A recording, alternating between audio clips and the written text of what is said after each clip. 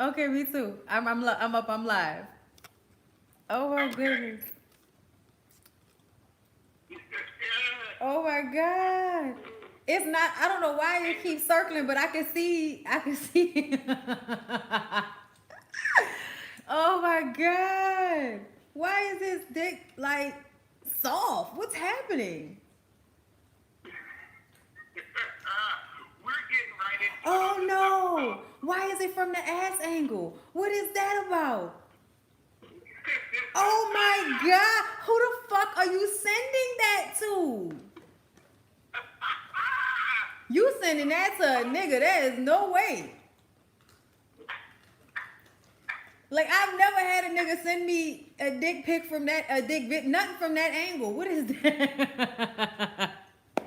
Oh my god. Hey y'all, what's up? Nothing from that angle, huh? Huh? Nothing from that angle, huh? Nothing from that angle, honey. I don't. Okay, so hey everybody, because people are coming into my live. Okay, so this is what y'all could do. If y'all are on y'all computers or something, y'all could pull up us both at the same time on YouTube. I'm sure of it.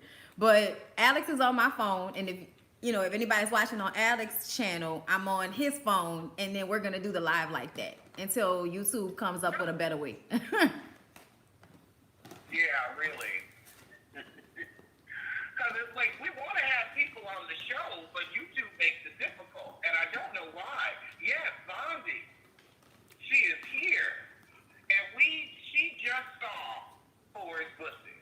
Now, when I look at that video, I just want to tell Four, from the streets of New York all the way out to Vegas, it doesn't matter if you're rich or if you're famous. But baby, you can't get pregnant in the anus. And he looked like he was trying to get pregnant in his anus. Something, a rumble and tumble in the gut. I don't. Okay, look. All I know is I want to know who the hell he was sending that to. What girl was like, yeah, fool, I want to see it. Send me the back of your scrotum. You know that little area right where it touch your asshole? This is Alex Rogers, y'all. Like, what's wrong with y'all? Who don't know Alex? Oh my gosh. A rumble and a tumble in the gut. That's what it look like. Think, That's exactly what it what looked did like. you think? What did you think about the whole season of Black Ink Crew Chicago? Because I got into Black Ink Crew because of you and your review. Oh, okay. Now see, look, honestly, it's entertaining and there's always drama, but this last season was obnoxious as fuck. Like I was annoyed by it. I didn't understand how we're supposed to have a shop, but nobody's actually tattooing anything. Like there was nothing actually happening the whole season except for everybody fighting about old shit. Thank you, Sabrina. So it's just kind of like, I was just over it. I was ready for the season to be over. How you felt about it? I completely agree with you. I feel like it never had the realness and the grit that made Black Ink Crew something unique. Like we had never seen like the level of ashy that the first two seasons of Black Ink Crew brought us. Thank you, Tanya. Thank you very much. We be shouting out our super chat people, but I just feel like it was like watching the real world from jump. Like it never had the grit. And Right. this season, it was like, okay, if y'all ain't fucking with each other, then why are we here? You like, know? either men this shit move on. I agree. I got a bit of a rehash with the Puma Caesar situation, but instead of letting the natural drama build, it was like, okay, we're going to do this shit. We're going to keep it forced and contrived. And then the whole thing with the bullet holes in the shop. I don't even think those were bullet holes. I think that's just where they pulled heavy stuff out the wall. I don't know about like, whatever that might have been, but I do feel like it was contrived and it was not as realistic as Black Ink Crew New York was originally. Now I feel like this season is more contrived than many of the other seasons they've had in the past. But I'm starting to get nervous that they're going to lose being like one of the more realistic reality shows. I think that they have lost it. I definitely, I think that they should have kept Puma on the show. I think that they should have kept us watching Puma either succeed or fail. Yeah. And when they brought in, Young Bae, and then Young Bae has her own money and her own shop, and they don't talk about that. They just act like she's some tattoo artist, but she's got more money than everybody it seems on the show. Melody, who just doesn't seem to fit in with Black Ink, like at all. I'm sorry, that's a Brooklyn girl. You're working in a Brooklyn tattoo shop, and you've been here. You know how far Brooklyn is from 113? Right. Yes, I have. Exactly. Ain't nobody trying to commute an hour to work on the 2 train when they got 150 shops in Brooklyn plus higher rates because Brooklyn's more gentrified. Yeah, no, I agree. Especially considering the fact that it's so not her vibe. Like, you could tell Lalo is her vibe, okay? And I don't know what the hell she doing at Black Ink Crew. I don't know how that's better for her brand. Like, I have no idea how that's better for her than if she would have just been on social media. Because they don't seem to do a lot of tattoos. And I agree with Lalo with what he said last night. Like, all they do is party and fucking fight. That's all they do. Thank you, Kevin. That is. It's a real, it used to be cute because we were watching people on the come up, but now either they come up or I wonder, like, what the hell goes on with people like Walt and Donna? And we need to get into Walt and Donna. I feel bad for Walt, but also it's like, you've been on this show, this is your 7th season. Like, you should have by season 4, you're not hideous. You could be hosting some type of party. You could have some type of draw. You got your photography going on. Like, true. You have to do more with the platform you've been given. I agree. As far as Walt is concerned, I think that he probably is doing a little bit good and a little bit bad. You know what I mean? Because you could tell by the alcohol issues. Thank you, boss lady. I appreciate you. You could just tell by looking at his situation that he tries to be better, but at the same time, it's not like he's really putting an effort to not have to worry about Black Ink anymore. And that's the problem. And everybody talks shit about Cease and Teddy, but Cease and Teddy are the only ones that have created something for themselves outside of this show. Like, they could move on. They could go somewhere else and do something else. As far as their money is concerned. But Walt and Donna, like, once Black Ink Crew is over. What you say? I said, hell, even Duchess, who isn't on anymore, got her shop out of this show. Actually, I honestly miss Duchess because I feel like somebody said it last night in the comments, and I agree that there was more tattooing going on when Duchess was at the shop. I'll give you that. I will definitely give you that. We were getting art features every episode. Yes. And, I see why they don't feature Donna's art because whenever they do, it's always, a joke. Right. But yeah, like, Melody's art is good. Yes. Duchess's art was good. Yes. I'd like to see more out of Young Bae. Young Bae's got a whole ass tattoo business in Koreatown, which is, like, popular with the tourists. And why are they talking about that? Because they wanted to look like she's dependent upon this show. Bullshit. We know it. This is true. Yeah. Go ahead. Donna. Yeah, Donna. I don't understand how you can be a whipping girl for 7 years or 6 years because they've been kicking you out. They've been pushing you out. They've been stomping you out. You've gotten your ass whooped by everybody in there but the men. And emotionally, you got your ass whipped by them because they didn't fuck you and tossed you. That's true. You are the pass-around sponge pool of the shop. Yes, you are. So a true Trump. What, like, is it just you have no other life options? Like, I couldn't be embarrassed season after season after season after season. I feel like... You might get me one... Yeah, you might get you once, but you ain't about to keep embarrassing them. Yeah, I think that Donna is like a petri dish of STDs and ignorance. And so when you don't, you know what I'm saying, when you don't have the forethought to give a fuck, like when you don't have the mindset to do better or be better, just being on VH1 on Wednesday nights, even if, you know, everybody's talking about how funky your pussy is and how, you know, and I mean funky, not smell, but funky like you letting everybody dive in that hole, you know, just free falling in your gush. And I just feel like that's, okay, I don't care. Them niggas look dirty and you out there fucking everybody in the shop. You know what I'm saying? Like, it's just, I don't understand her.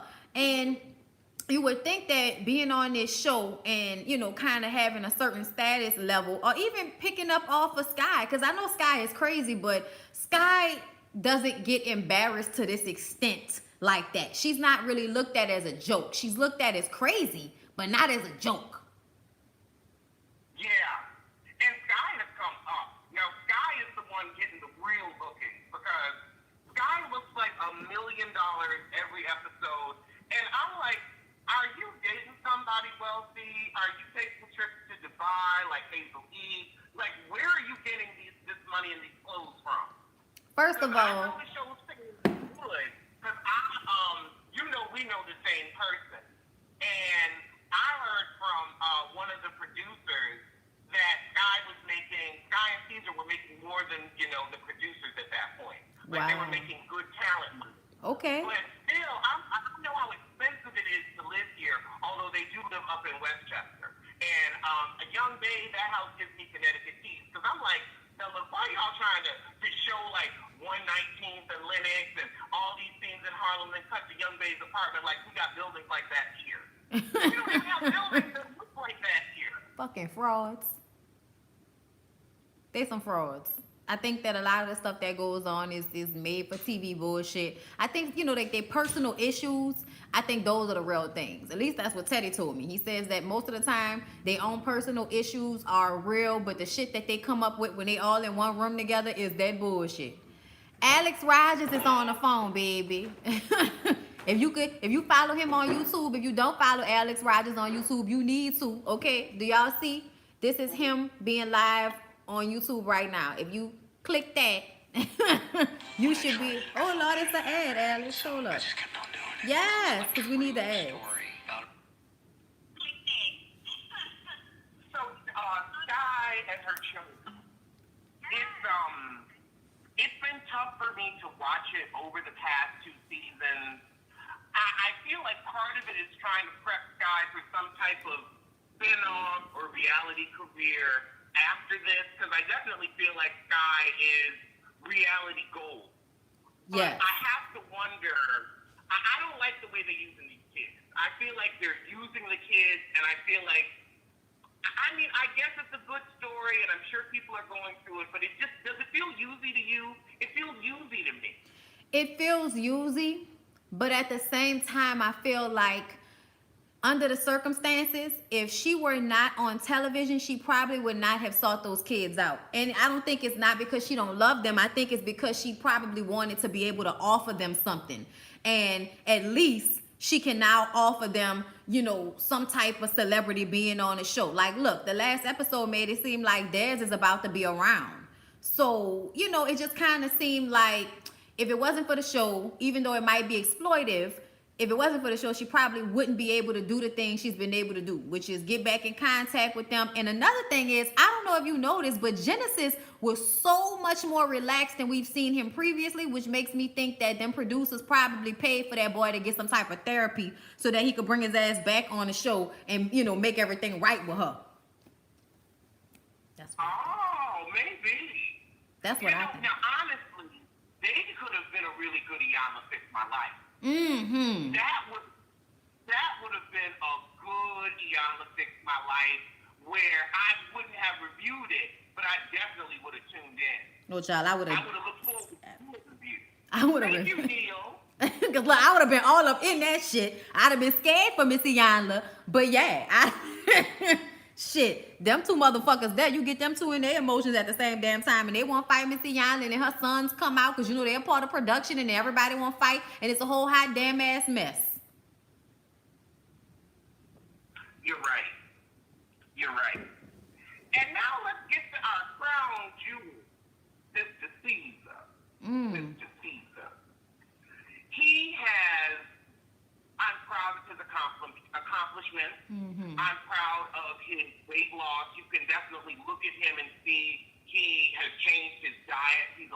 healthier. Like I was like, wow, you don't look terrible anymore. No, he looks This great. first season, he was looking strong. Yes. Okay, back when them teeth was missing on the side. Do you remember that? I remember. Child. You know, I video chatted with him when Teddy was out here. And the one thing I did notice was that he looked rich. That motherfucker looked like he had some money.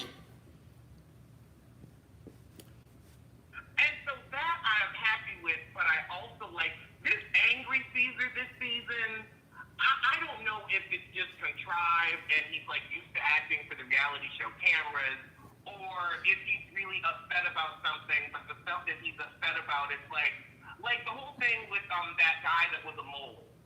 Nobody could have known that he was a mole. Why are you upset with Alex? Right. I do think that. I think that it's a little bit of both.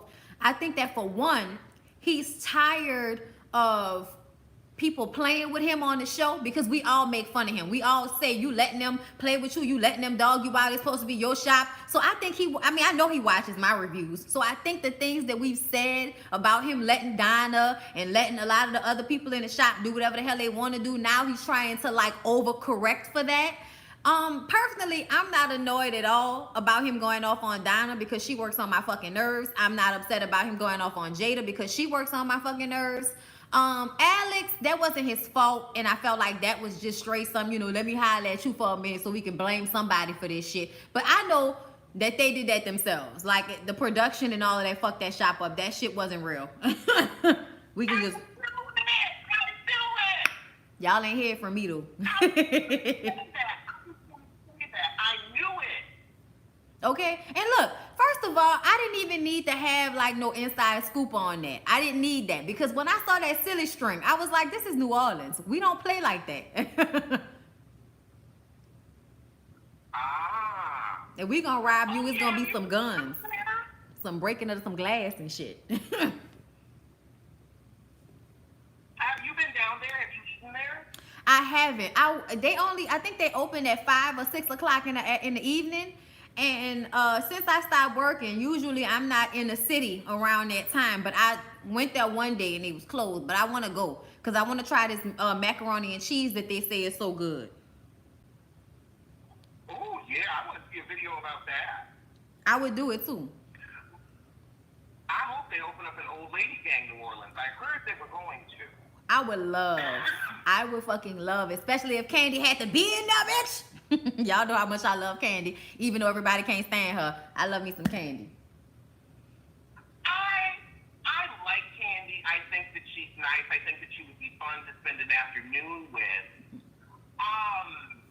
I think people don't like her because she's just been so bitter for like the past year. But she's had a reason to be. It's like first she got to deal with her bandmate who got on and told the world she was a hoe, and everybody believed it, and she had to live that shit down, and then she finally came on and said it wasn't true. And I wouldn't want nobody to accuse me of sleeping with that gremlin Jermaine Dupri. For real. And then it wasn't just him. I think they were saying that she was sleeping with his daddy. Yeah.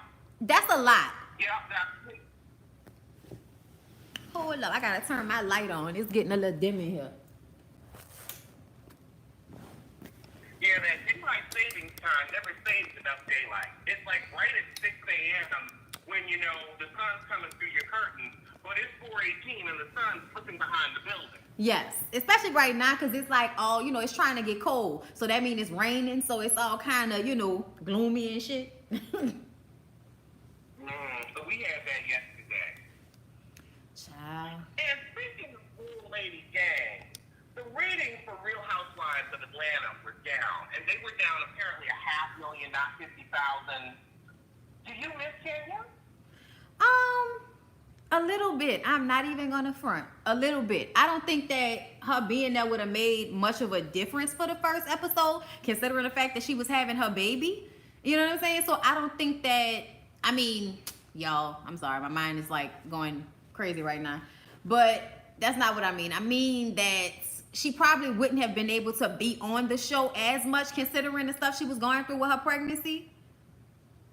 Because of the preeclampsia. You're right. It would have been a really, they were doing some filming earlier, but right. Yeah, she would have, as the season progressed, Exactly. So I was thinking that maybe it probably would, she'll probably end up being back next season. Like maybe it was just a decision that she made to say, you know what, let me just go ahead and sit my ass down since they want to play with me right now. And then I'll come back next season when I have the baby and then we'll have more to deal with on the show, other than the husband that really don't want to be on the show.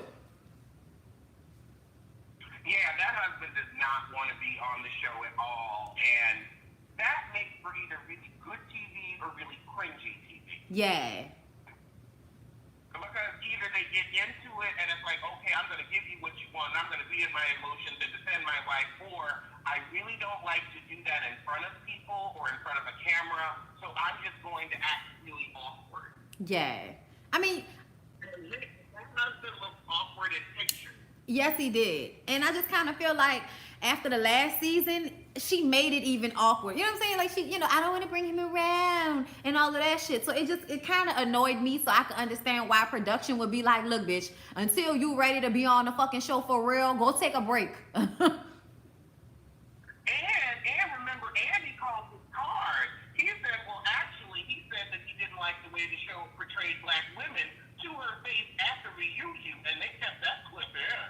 And she didn't have anything to say to that. She said, he didn't say that, and he said, oh, yes, he did. He said that to me and to several other staff.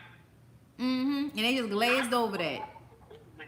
Kenya didn't have a peep to say. And it's like, no, talk about it. Yeah. Talk about it. Tell your side of the story, because girl, you on the show. Do you not like the way it portrays black women? I feel like she couldn't really speak on that because she's one of the most negative people on the show. So if they don't like the way black women are being portrayed, she's one of the main reasons they're being portrayed negatively, if you ask me. Well, looks like that's the name of that too. When you know it, you know it. I mean, look, I don't even get me wrong. Like I hate the fact that it's kind of went down this path with Kenya, you know what I'm saying? Because I like Kenya as far as her acting and everything and being like this beautiful chocolate girl in the 90s popping up on TV shows and shit. You'd be like, I look at Kenya more.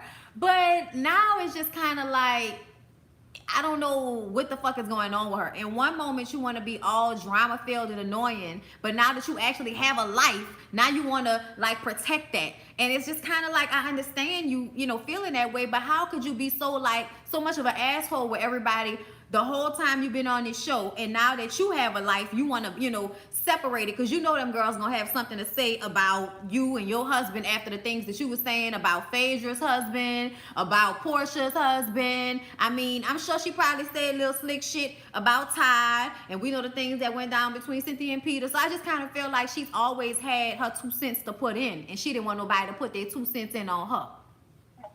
And now that you mention it, let's see, Cynthia and Peter ain't together, Portia and Cordell.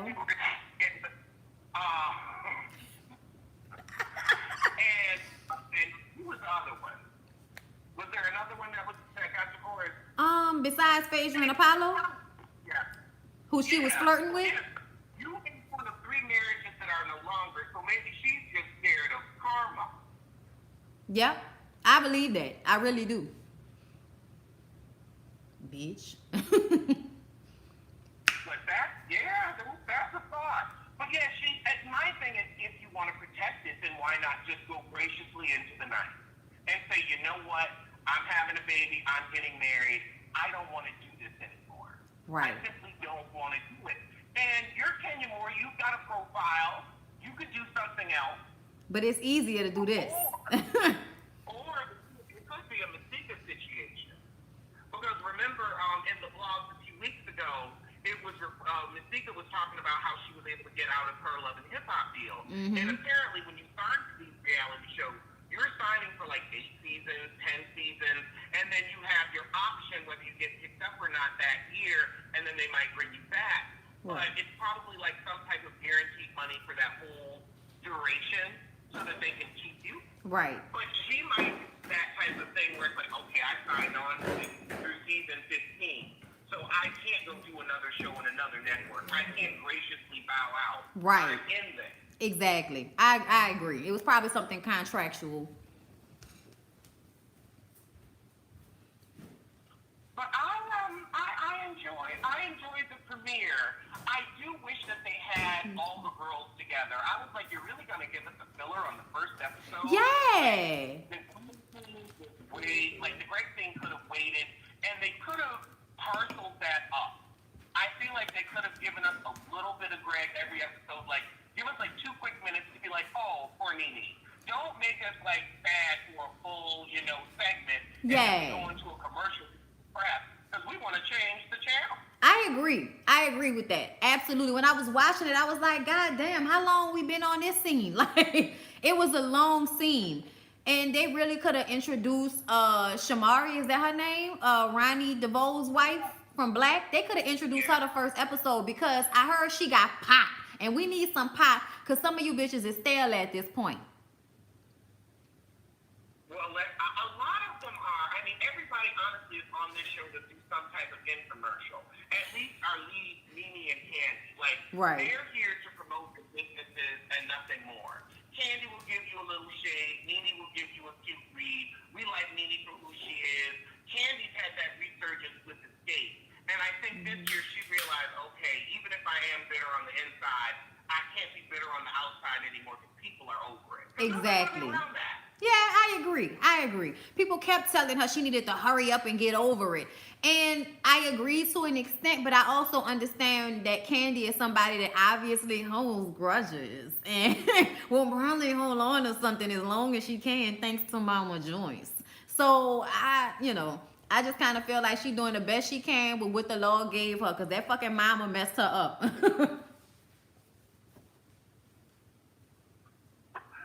Married to Medicine. Yes. We're on Sunday night show.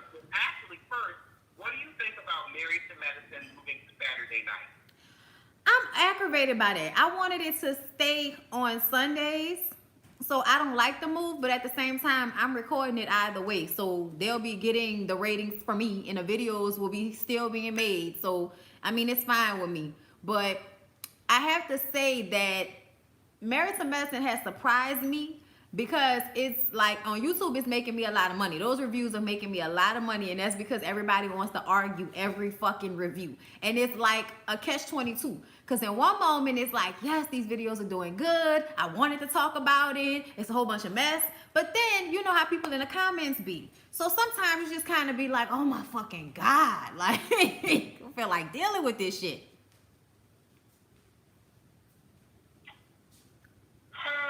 I like having something on Saturday night.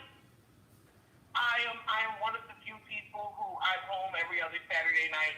I like having something to watch, and I'll also say from a reviewer standpoint, like when Power would come on at midnight on Saturday, I loved it because I'm like, great, I can knock this out, pop this up, and then I only have 2 or 3 shows to review rather than 4. Yeah, no, I understand that, definitely. So that's what the standpoint I was thinking about it from, like, well, at least I'll be able to get that shit over with and have something done, early on Sunday, so I don't have to worry about it, because now that Iyanla is off, I don't have any early Sunday videos, so everything comes at night. And then to balance it out, I'll put up a Bondy Blue show on Saturdays, but really I've been wanting to put them out within the week before Friday, because you know how YouTube is. If they feel like not monetizing your shit until Monday, then you might have to wait.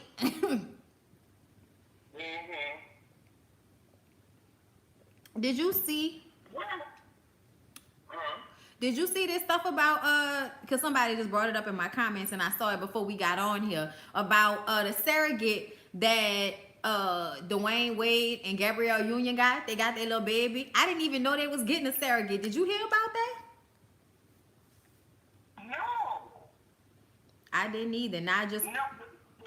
Candy Bird. Huh? Did you mean Candy? No, Gabrielle Union. They had it, like, they have the baby. They have the baby right now. It's all on Instagram. I know, right? I just didn't know. I had no idea they were getting a surrogate. So that's why I'm like, I'm wondering why Gabrielle Union didn't have the baby. Well, she's talked about having miscarriage and fertility issues, and she's 40-something. Yeah. And also, from what I hear, pregnancy is a joy, but it's also painful. It comes with hemorrhoids and swelling and And your If I vagina being hired slit somebody open. to do it, I would do. Yeah, no. I mean, personally, I can't wait, even though I know it's probably gonna be like, I hope it's not terrible, but I'm not exactly excited about what it's going to be like as far as the acid reflux and not sleeping. And I'm just gonna thank God that I got a bed that allows me to sit up and be asleep at the same time, because I just feel like I'm not gonna be able to breathe for a minute. But besides You that, don't have a more adjustable bed? yes, I do. Oh my God! Oh my God! Oh my God! Oh my God! Oh I, my God! You are the shit! I cannot believe. I've never seen those commercials all my life. I love it. Oh They my God! That is the bomb. you know what? And it is awesome for sex. People don't know. Like being able to put up certain parts of your bed. It's very helpful. Yeah, that's the point. Yes. You ain't gotta try to achieve the fellas. No, and I'm short and he tall. So sometimes you gotta work it out. I love it. Look, people always be trying to call me a old lady for having that baby. Bless you. No, those beds are awesome. Yes, But they are. it has been 30 good minutes. We've Yes. given everybody what they want and what they need. Hold up. I would love to do this again. Before you go, one last thing that I have to ask you. Mariah or Heavenly with this last episode, because everybody was mad at me, so I want to know what you think before we go. Mariah or Heavenly, this episode of Married to Medicine. Yes.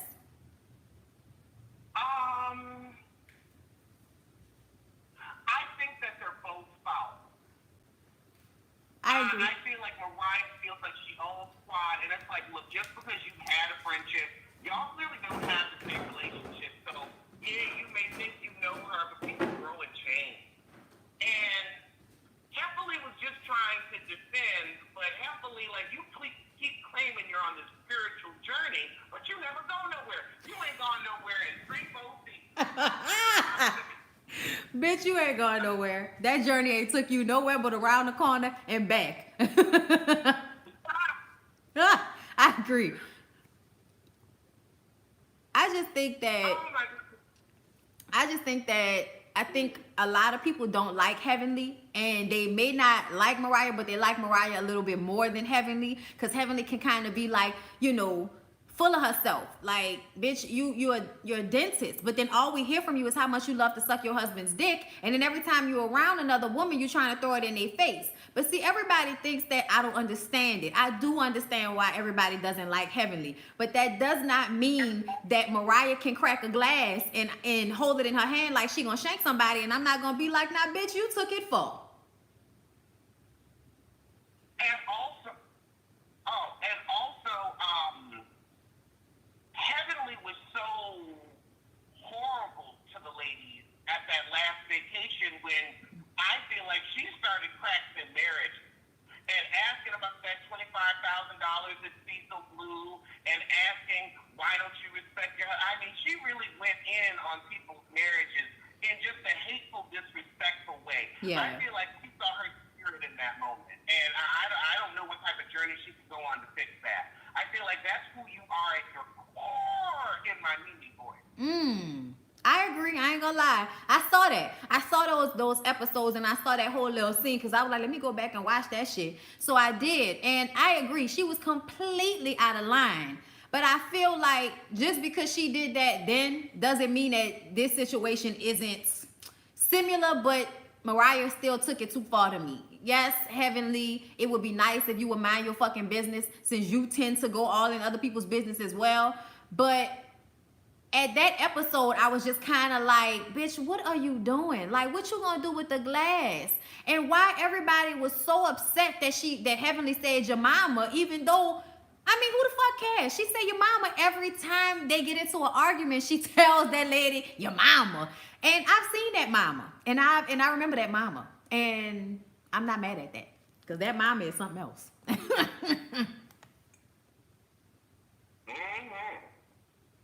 That mama look like she take her teeth out and suck the meat off your dick. That's what she look like.